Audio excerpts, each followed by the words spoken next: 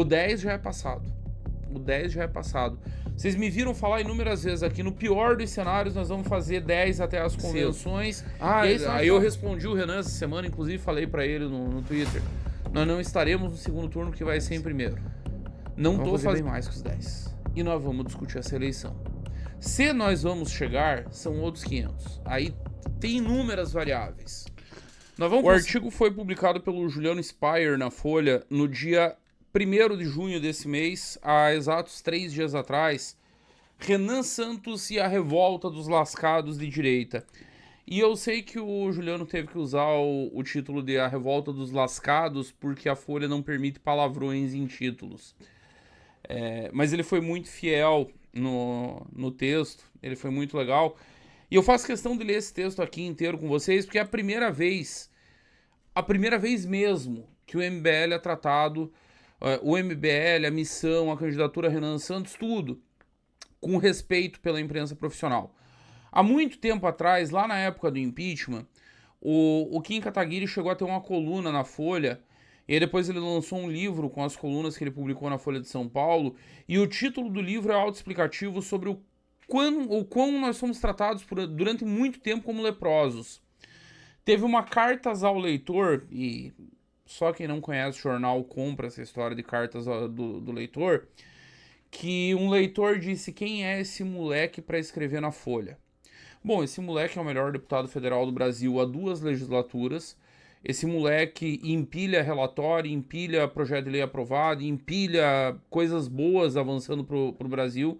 Esse moleque tem dado aula para deputados de 7, 8 mandatos consecutivos.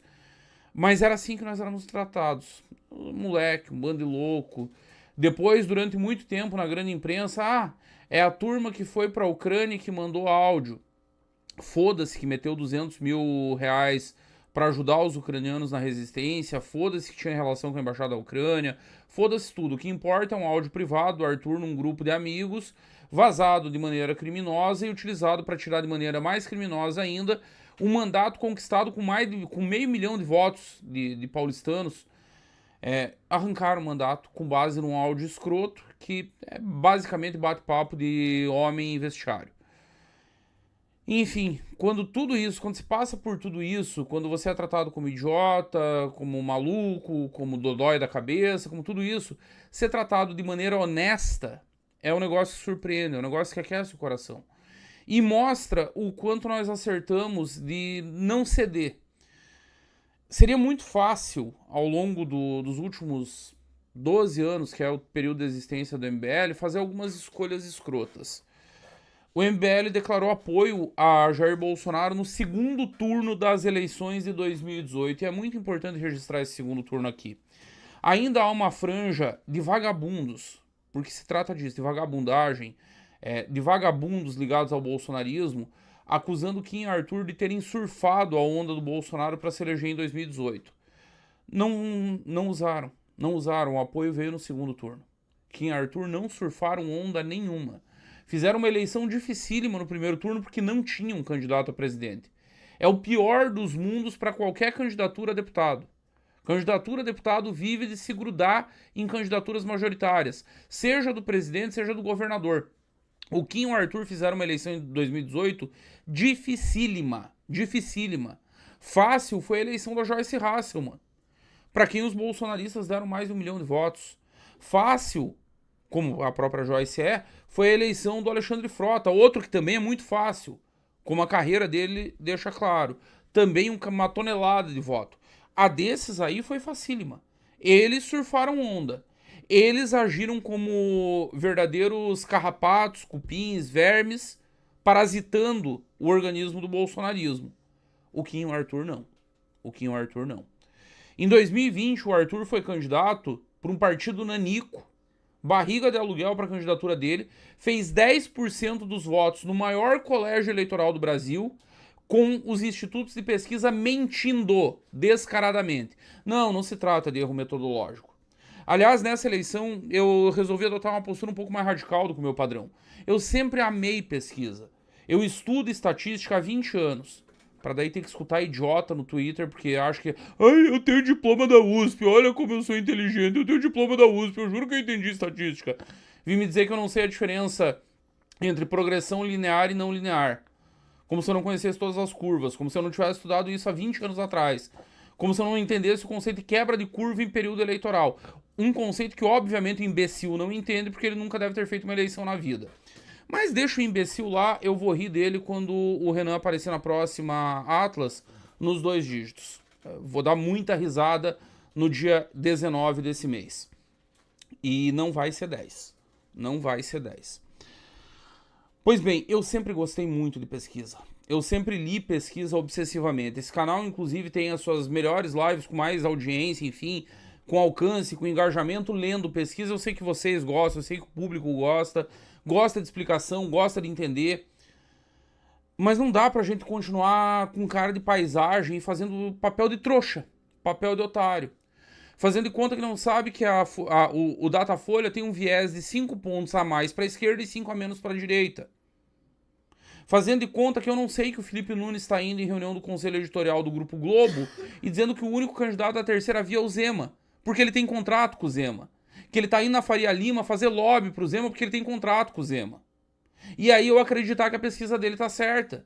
Que, não, metodologicamente tá tudo certinho. Sim, dá para mentir metodologicamente de maneira correta. Qualquer pessoa que já tenha trabalhado no mercado sabe. A coisa mais fácil do mundo é mentir seguindo toda a metodologia, sem errar nada. Aliás, essa é outra coisa sobre a qual nós precisamos falar dos institutos de pesquisa. E vocês me vêm elogiar a Atlas, sei lá, uns 2 ciclos eleitorais. Elogiei em 2024, elogiei em 2022, porque a Atlas teve uma coragem que a covardia reinante no meio estatístico brasileiro não permitiu a mais ninguém. A Atlas chegou num ponto que ela disse, não, peraí, nós estamos em 2020, nós não estamos mais em 1932, quando o Gallup cravou a eleição do Roosevelt com base em cota amostral censitária. Não, nós estamos em 2020. Qual que é a primeira lição que qualquer um que tem aula de metodologia científica aprende na faculdade? Não precisa ser de curso de exatas, tá? Não precisa ser de curso de estatística especializado. Não. Metodologia científica, primeira aula. O resultado da tua pesquisa será afetado diretamente pela qualidade dos dados que você coletar. O que isso significa na prática? Que se você coleta mal, se a tua coleta está errada, não tem metodologia que salve. Não tem padrão que salve, não tem... mas eu segui todas as cotas censitárias. Se a coleta está errada, deu merda. E vou dar um exemplo aqui do que pode acontecer numa coleta ruim, mal feita. O entrevistador senta no canto, ele recebeu as cotas ali de quantas entrevistas ele precisa, de quantas do sexo masculino, de 16 a 20, de 21 a 30, de 31 a 40, de 41 a 50, 50 a 65 e acima de 65. Ele olha, eu preciso tantas entrevistas aqui, tantas aqui, tantas aqui. Ele preenche a mão. Metodologicamente, quando chegou na hora de computar, e eu fiz aqui o gesto de preencher a mão porque eu sou velho, eu sou da época que se preenchia a pesquisa com prancheta. Hoje em dia com tablet, com celular. Mas ele preencheu ali, pro cara que tá apurando, tá tudo certo, tá dentro das cotas amostrais. Mas o entrevistador simplesmente inventou. Mas institutos têm fiscalização? Tem, e a fiscalização falha. É por isso que existe um negócio chamado nível de confiança, a depender do método, dos sistemas de controle, da qualidade, da execução de tudo. Você define o nível de confiança. É um cálculo matemático que é feito para dizer, não, 95% de nível de confiança. O que isso significa? Se a margem de erro é de 2 ou de 3 pontos, em 100 vezes que você faça a mesma pesquisa, em 95 estará dentro da margem. Nas outras 5 vai estar fora. E se está fora da margem, a pesquisa já não é válida. Mas nós ficamos obcecados com essa porra de cota censitária, coleta manual, coleta presencial. Aí a grande disputa, quando eu comecei a analisar a pesquisa eleitoral, perdão, era entre os métodos... Tá foda. Era entre os métodos do Ibope e do Datafolha. O Ibope fazia coleta residencial Ele vai na residência das pessoas localizadas geograficamente, sorteadas de maneira aleatória, seguindo as cotas do IBGE, blá, blá, blá, blá, blá. Ele vai na residência. O Datafolha, desde 2006, se eu não estou enganado, foi o ano que o Datafolha muda seu método, passa a coletar em pontos de fluxo. E por que diabos o Datafolha mudou o método e passou a coletar em pontos de fluxo? Você tem dois problemas na coleta de pesquisa eleitoral. Como é que eu preencho a cota acima de 10 salários mínimos e abaixo de 2 salários mínimos? E eu estou usando aqui o econômico, porque é justamente... Aí ele define também um monte de questão racial, de gênero, uma série de coisas. Tanto na faixa de cima, na faixa de mais alta renda, quanto na faixa de baixo, nos mais pobres. Onde é que o mais pobre mora? Nos grandes centros urbanos e em favela. Favelas são controladas pelo crime organizado. Você não entra na favela se o Comando Vermelho não der um salve e disser que você pode entrar. Porque se você entrar, você vai levar um tiro. Então, os grandes institutos não botam pesquisador para subir morro no Rio. Não botam pesquisador para entrar em área dominada pelo PCC em São Paulo. Não botam pesquisador por área dominada pelo tráfico em lugar nenhum do Brasil. Então você já tem um problema com a coleta do menos de 2 salários mínimos. Porque é nessas áreas controladas pelo crime organizado que esse público tá. Já no acima de 10 salários mínimos, as pessoas vivem em condomínio. Eu não levo uma vida de luxo, eu tô aqui mendigando para vocês para pagar minha conta da Claro. Mandem muitos live pics. Mandem live pics generosos. Eu moro num condomínio. Nenhum pesquisador vai entrar no meu condomínio. E eu não sou rico. Só tenho um condomínio de classe média baixa. Já não entra aqui. Imagina no condomínio de luxo. Imagina fazer pesquisa em Jurerê Internacional. Aperta o interfone em Jurerê Internacional e pergunta para responder a pesquisa, vai sair corrido. Vai aparecer o segurança. Se não passar uma viatura da polícia, tem um batalhão da polícia dentro de Jurerê Internacional. Você vai ser corrido dali. Então, o Datafolha identificou isso lá em 2006 e mudou seu método. O Ibope foi até o fim, até ser desmoralizado por completo, fazendo coleta em residencial. Ainda hoje há institutos que fazem isso. Datafolha mudou para coleta em pontos de fluxo e aí tentar fechar as cotas por identificação socioeconômica, por identificação de ensino, enfim, fechava ali. A Atlas chega em 2018, se eu não estou enganado, 2018, 2020, primeiro ciclo eleitoral completo, e diz: nós não vamos coletar na rua, nós não vamos coletar residencial e nós nem vamos coletar pelo método que era o alternativo só para tracking dos grandes institutos, que é a coleta telefônica. Porque, volto a repetir, estamos em 2020. As pessoas não atendem telefone. Eu respondi uma pesquisa da Verita tem 2 ou 3 semanas, que eu sou um tiozão de 40 anos. Quando apareceu a identificação Veritá, eu já identifiquei que era um instituto e eu queria ouvir as perguntas. Então eu respondi tudo. Respondi a Veritá inteira. As pessoas, na média, não respondem mais por chamada telefônica. No Zap mesmo, mas e se tentar no Zap, disparo massivo? Não conheço, não atendo. A pessoa não mandou uma mensagem, não se identificou. E dica pra vocês, tá? Dica de comunicação pra Gen Z. Não adianta me mandar mensagem de: oi, Bisoto, bom dia. Eu não vou responder. Oi, Bisoto, bom dia. Não te conheço. Como é que você tem meu telefone? Quem que te passou? Oi, Bisoto, bom dia. Oi? Oi, Bisoto, boa tarde. Posso visualizar e não responderei. Na Gen Z é pior ainda. A Atlas diz: não, nós vamos coletar por internet.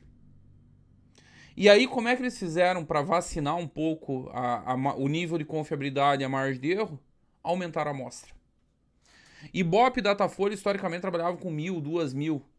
A Atlas chegou e disse: não, nós vamos trabalhar com 5.000 entrevistas. E é 5.000 pós-descarte, porque mesmo no método da Atlas tem descarte, tem controle interno. Então é mais do que 5.000 entrevistas coletadas. E aí começaram a acertar. E começaram a acertar não só no Brasil. Acertaram no Brasil, acertaram nos Estados Unidos, acertaram na Hungria, acertaram na Argentina, acabaram de acertar na Colômbia. E é por isso que há algum tempo eu anunciei aqui que eu não vou mais ficar lendo pesquisa, eu não vou tratar a Quest como algo sério, sabendo o que o Felipe Nunes faz, sabendo o comportamento dele no mercado. Eu não vou tratar a Datafolha como algo sério, sabendo que há um viés histórico, especialmente em eleições presidenciais, mas também em eleições municipais em São Paulo, que é o chão do Datafolha, que é onde o Datafolha mais conhece. Eles erram grotescamente São Paulo. E é sempre o viés ideológico. É sempre 5 pontos a mais para a esquerda e 5 a menos para a direita. Eu conversava com um amigo jornalista na segunda-feira antes de sair do Rio de Janeiro e estava especulando com ele. É um grande intelectual, é uma das maiores mentes desse país. Naturalmente não declinarei o nome. Sobre o motivo que leva a esse viés, porque não é fácil ter um viés ideológico tão foda assim. A tese dele é que é um método de coleta. Ponto de fluxo. Quem que tá andando no meio da rua durante o dia? É desocupado. É desocupado. É estudante. É estudante. É estudante, é militante político. É gente desempregada. E aí, na coleta, impacta o resultado e gera o viés. Que aí o Instituto nunca admite. Sempre tem uma explicação aleatória para estar errando. Tá errando desde 2002. Esse viés ideológico na pesquisa do Datafolha aparece desde 2002. E nunca é culpa deles, nunca é o método que está defasado, nunca é a coleta que está errada. A Quest surgiu para o cenário político eleitoral no Brasil em 2021. É um instituto que tem 5 anos de expertise eleitoral. Já tem vários erros grotescos. Na eleição de 22, a correção que eles fizeram em relação ao Bolsonaro é absurda.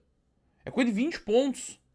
Entre a primeira pesquisa em janeiro. Eu não tô falando de, não, mas foi um ano antes, foi no auge da pandemia, depois o Bolsonaro recuperou. Não, janeiro de 2022. E a eleição é uma correção de 20 pontos. Porra, não vem me dizer que o cenário mudou para 20 pontos entre janeiro e a eleição, porque isso não existe. Como sabe qualquer um que já tenha trabalhado com eleição. Salvo algum fenômeno, Bolsonaro não era fenômeno em 2022. O fenômeno já tinha acabado em 2018. Bolsonaro de 2022, era algo consolidado. Era algo consolidado. Então eu vou com o Datafolha, com a Atlas até o fim. Eu tô cagando pra todo o resto. Literal cagando. O Paraná Pesquisa, todo mundo sabe que o Murilo Hidalgo foi salvo da falência pelo bolsonarismo. O mercado inteiro sabe. Não é segredo pra ninguém. Todo mundo sabe quem paga a futura Apex. Veritá, não preciso falar, né? Isso é uma piada de mau gosto. Veritá e Paraná Pesquisa. Paraná com um pouquinho mais de rigor técnico. É preciso reconhecer.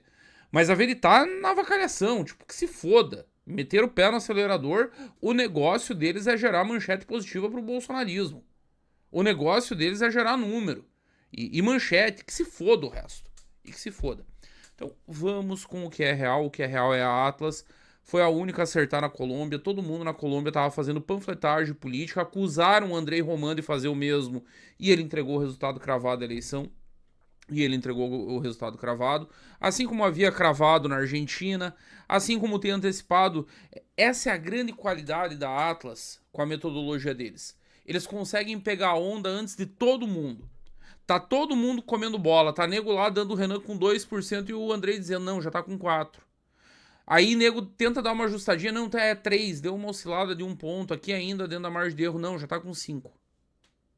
Não, mas aí tá com 3, continua estagnado, não, tá com 7. E vai vir com os 2 dígitos, e vai correr todo mundo atrás. Como a Real Time Big Data correu atrás essa semana. Como a Real Time Big Data tá tentando ajustar. Mas por que eles estão ajustando se lá com o Arthur em 2020... eles levaram até o fim. E levaram tão até o fim que a hora que tentaram corrigir era tarde. A que mais chegou perto foi um Datafolha, faltando 3 dias, que deu 6 pro Arthur. Ele fez 10. Um erro de 4. Para além da margem. Por que estão ajustando? Porque os trackings estão trazendo números assustadores. Porque a onda nas redes sociais está assustando. Porque o vereador de Goiás do PL assusta. Porque o prefeito do interior do Acre, de um partido do Centrão, dizendo que abandonou o Flávio e que agora é Renan, assusta. Porque os prefeitos aplaudindo o Renan na Marcha Nacional dos Prefeitos em Brasília, assusta. Porque outdoor se multiplicando pelo Brasil inteiro, assusta. porque carros aparecendo adesivados no Brasil inteiro assusta. O nego já entendeu que o Renan não vai fazer 10. O 10 já é passado. O 10 já é passado. Vocês me viram falar inúmeras vezes aqui, no pior dos cenários nós vamos fazer 10 até as convenções, e aí se nós fizermos uma campanha muito ruim, se der tudo errado, nós vamos fechar com 10. O que deve ser suficiente para garantir que a missão supere a cláusula de barreira. Eu repeti isso aqui inúmeras vezes. O Renan não vai fazer 10. Trago notícias, o Renan não vai fazer 10. E o Renan vai discutir essa eleição. Não tô dizendo aqui que nós vamos ganhar. Não tô dizendo aqui que nós vamos estar no segundo turno.